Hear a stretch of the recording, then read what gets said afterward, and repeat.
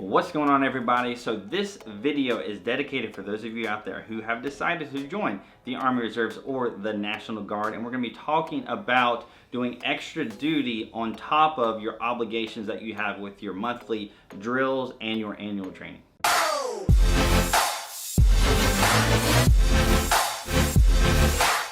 So if you're planning on going active duty, I'm not really sure why you're watching this, but you may have never even thought about this. And if you ever decide to go into the Army Reserves maybe later in your career, you might want to watch this video, so that's just something to think about. But for those of you who are actively wanting to go reserves or actively wanting to go National Guard, and that's just what you want to pick, but at the same time, you might want to do a little bit of extra stuff. You know, the normal obligation that you have in the Army Reserves and the National Guard is 1 week in a month and 2 weeks a year. Okay, so it's really not that much. It's like an entire, if you were to add it all up, it's basically a month where you are on active duty orders or your drilling orders in a whole year. So 12 months out of the year, essentially 1 month of it is going to be taken up doing your Army Reserves or your drill stuff. Now, if that's not enough for you, if you want to get more out of the military, there are a few things that you can do to get a little bit of extra time. And there's some that you can do where you can actually be put on active duty orders, and I'm going to talk about that in this video. And I just want to go ahead and mention that this video is kind of a personal experience video. I didn't do a whole lot of research of all the 10 different ways that you can get extra duty or extra duty time whenever you're in the Army Reserves. This is just really my personal experience talking to those of you out there who are wanting to join the Army Reserves. And if for whatever reason you want to get some extra time for maybe some extra pay or for some extra points for your retirement, then this video is going to be for you. And I do want to kind of mention that just again, extra points for your retirement, because remember, the Army Reserves, your retirement pay is based off of your points. And essentially, the more duty time you have, the more active duty time, the more drill days that you do, the more points you're going to have, and then therefore when you retire, the more money you're going to get when you retire. So some people just kind of drill for points and do a bunch of different things because it's going to essentially raise your retirement pay. So the first thing that is the most significant, that is probably the route that I would point somebody if they want to get a whole bunch of extra time in the Army Reserves, is going AGR. And you can do this in the National Guard as well. And what this is it's essentially active duty soldiers in the Army Reserve. So you have your TPU soldiers, which are your drilling monthly soldiers, and you have your AGR soldiers, which are your active duty soldiers. Those are people that are going to be there working at the unit every single day, you know, essentially 9 to 5, like a normal job, right? Your TPU soldiers are going to be the people who show up once a month and 2 weeks a year. And now let's say you might have an issue with your normal civilian job. Let's say you have a pandemic going on and you've lost your job and you want to do something else, right? The Army, it's one of the great things about the Army Reserves and National Guard, by the way, is if you ever have any kind of difficulties, you can kind of fall back on the Army Reserves and be like, hey, I want to go AGR, and that is what you can do. And I believe it starts at 6 months, right? So you can essentially volunteer to go AGR for 6 months. And so you can help out the unit, you can do whatever your job is that you're gonna do at your unit, and you can do that for 6 months. Active duty, you're going to get paid for your BH, for housing. If you have all that stuff, you'll get all the essentially all the perks of being active duty, but you're going to be going to your reserve base.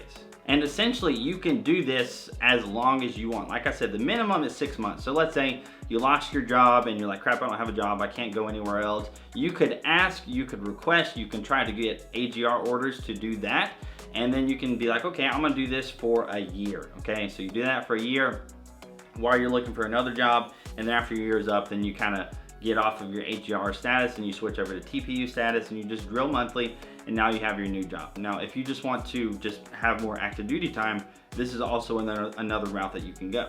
The only caveat to this is there's only going to be so many positions. It's not like the entire Army Reserves unit can just switch over to AGR status.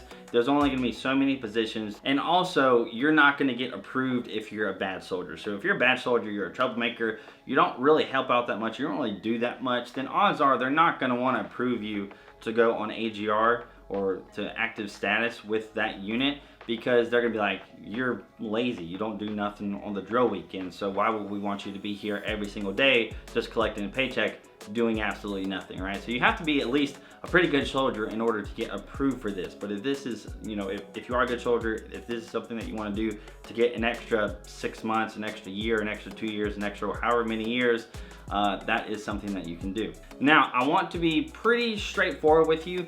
And aside from volunteering to switch to AGR, there's not that many like concrete options that you can do in order to get extra time. Now, you can go to different schools like that if it's available, like if you have the opportunity and if your unit has like a voucher so that you can, or a slot so that you can go to like airborne school or something like that, then yeah, you can do that. That's gonna be essentially like a one-time deal. And there are going to be schools specific to your MOS that may be a week long, 2 weeks long, and a lot of times people just don't want to do this stuff. People don't volunteer for this stuff, and there's a lot of things that are like just short 1 week and 2 week or a month courses that you can go to.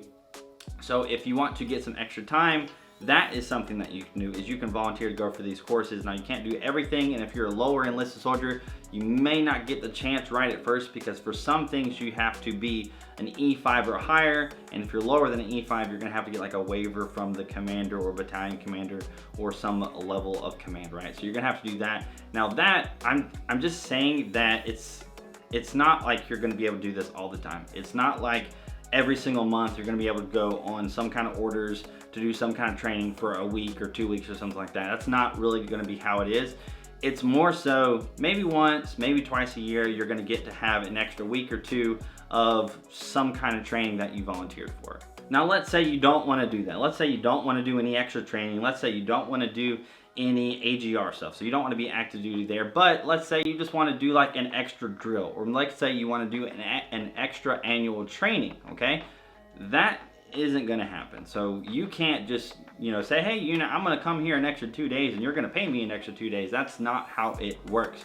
Now, you can make up days, you can reschedule training, so you can RST, so you can reschedule training. If you're gonna miss a drill date, then you can reschedule that training for another date, but you can't just say, hey, this month I'm gonna drill twice.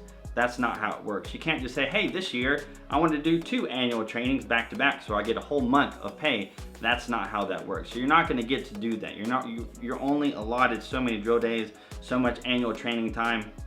Now, if you miss an annual training, for example, which happens all the time, if people miss annual training, then you can reschedule something that will like take the place of that annual training. You could reschedule to where you kind of just go up to the unit and kind of work there, kind of like your AGR, because you'll be on active duty orders for those 2 weeks.